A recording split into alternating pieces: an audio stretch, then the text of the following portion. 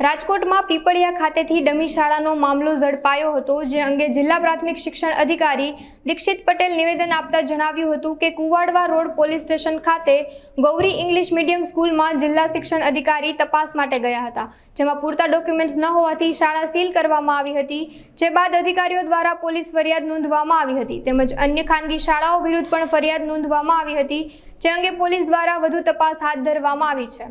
Gauri English school જે પીપળિયા ખાતે 4મી તારીખે અમારા તાલુકા પ્રાથમિક શિક્ષણ અધિકારી તપાસ અર્થે ગયા હતા અને માન્યતાના કાગળો ન હોવાથી તે શાળાને સીલ કરી હતી અને વધુ તપાસ હાથ ધરી હતી।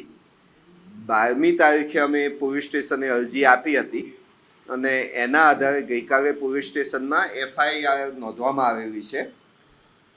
FIRની અંદર અમે સમગ્ર હકીકત અને 282 પાનાનો અહેવાલ એની સાથે ઇન્ક્લુડ કરી અને પોલીસ સ્ટેશને જમા કરાવેલો છે।